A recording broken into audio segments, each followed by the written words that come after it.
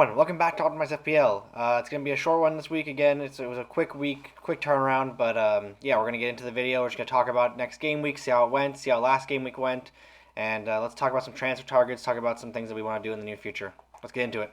So here's the final score for game week 12. Pretty decent. I mean, we were projected to get, I believe, 47 points, so 49, not too bad, just a little bit better than projected. Our captaincy was a bit disappointing in Harry Kane. I mean, Tottenham just looked absolutely atrocious against that Manchester United team. They looked actually really good for once, which is kind of concerning. A couple other notable things. Trossard somehow not scoring in that game. The fact that Nottingham Forest kept a clean sheet still baffles me to this day right now. I'm happy about it, obviously, because Nico Williams got a clean sheet. Obviously, Trossard was a little bit higher owned, so I guess him getting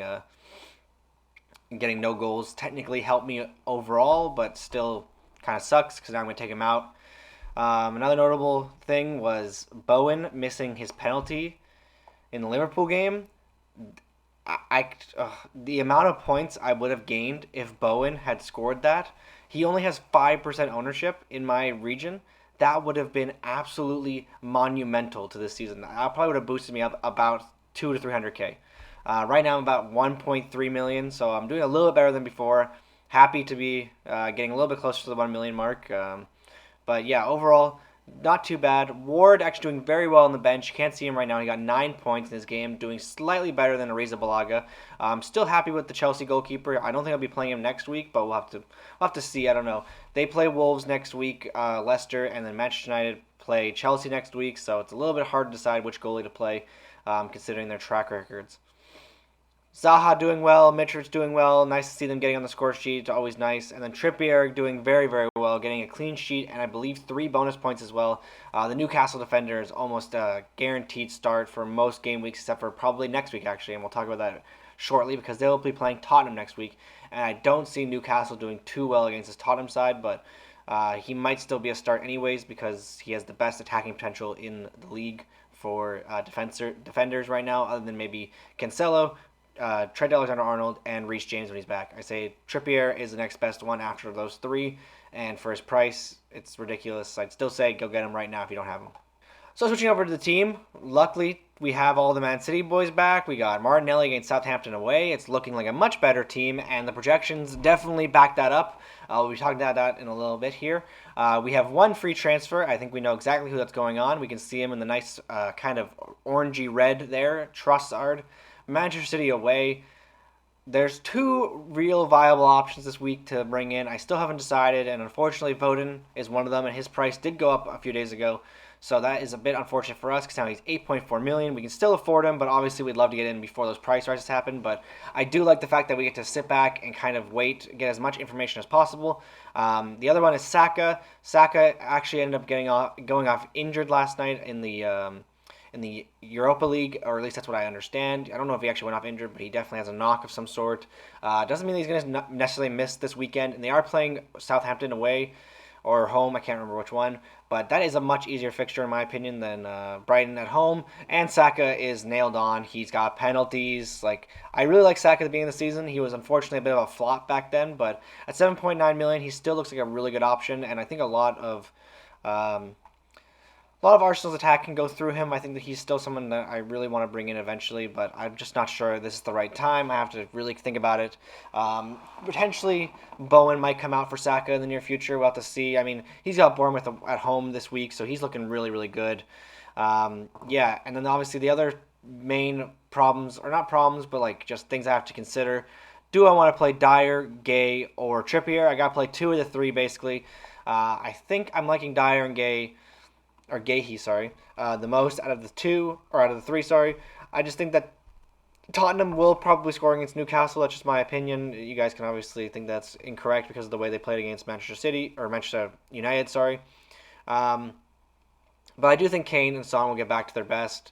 Newcastle, their defense is good, don't get me wrong, but it's not like an amazing team. I think that they will see how they played against Manchester United and hopefully fix things around because they played pretty badly.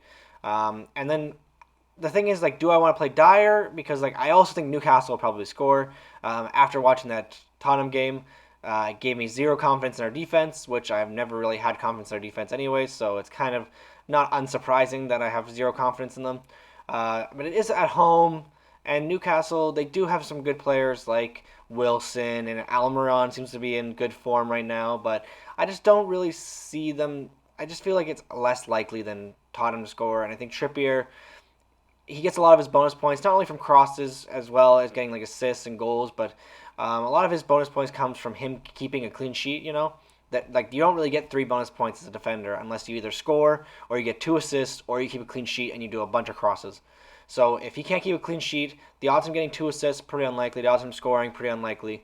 So I think that the odds of Dyer keeping a clean sheet is a little bit higher than Trippier keeping a clean sheet. So I think that that's the reason that I'm putting him in instead of Trippier. But we'll have to wait and see. Like I said, I mean, I'll find out on Saturday or Sunday, which I don't actually know when the game is, but I'll find out this weekend. And yeah, the last debatable spot in this team is Ward and Ariza Balaga. I'm not sure who I want to play. Manchester United at home. Chelsea have been looking better defensively. Ariza Balaga looks like he's got that spot nailed down until at least the World Cup, which is really nice for us because he has looked quite good. And he's super cheap, 4.4 million. Obviously, like having Pope would have been nice because like he's still a great keeper and it would have saved us a free transfer. But I think that this still was a good decision overall. Now the thought is, do we play Ward or do we play Ariza Balaga? Ward playing Wolves away. Wolves have looked very, very impotent in front of net. They don't really score very many goals, so I think that the odds of them scoring is pretty low. But Leicester, on the other hand, have one of the worst defenses in the league. Like they have turned around recently. They've kept 2 clean sheets, or at least 2 or 3 clean sheets in the last couple of games. They've been looking much, much better defensively from what I remember from watching them. Seunchu seems to be doing much better. James Justin is also potentially a decent option. He's only 4.3 million, I believe. He could have been potentially a better option than Gahey because at least Justin has the chance of getting assists and he bombs up the wing a lot more than Gahey ever will because he's playing center back. But yeah, I think I'm gonna play Ward this week. He's in net right now, but we'll have to wait and see. Again, these are game time decisions. These are things I'm gonna be deciding probably 20 minutes before the deadline. Last but not least, I want to talk about the Manchester City fixture because they are playing Brighton at home. I've got Haaland captained instead of Kane captained. I think that Haaland we've all seen him this season. He's absolutely ridiculous. He's a monster in front of net. He will score every single chance he gets, or at least like 90% of the chances he gets in front of net. This Man City team is absolutely firing on all gears. They look fantastic, and I just don't see any other captain other than Haaland. This week, our projected score is much higher than last week. Last week, I said it was 47. This week, we're 10 points higher for our projected score for this exact team. Haaland definitely leading the way. He's projected for about 7 points, so multiply that by 2. It's about 14 points this week. I think 57 points would be an absolutely fantastic week for this team. Hopefully, that can boost us up the ranks. I'm hoping that Salah, basically the players that I'm really worried about are Salah, Trent, and I mean, that's really it, honestly. Those are the 2 players that really could hurt our ranks this week because I think they have really great fixtures. But yeah, I think other than that, our team looks really, really solid. Trossard, I think definitely going to go to Foden. I just wanted to wait a little bit longer until the press conferences. And yeah, that's basically everything. Thanks so much, everyone, for taking the time to watch. Sorry it was a little bit rambly. I just kind of wanted to get this out as quick as possible. I kind of just wanted to chat about my team, chat about last week. And yeah, I'll see you guys really soon. Talk soon. Cheers.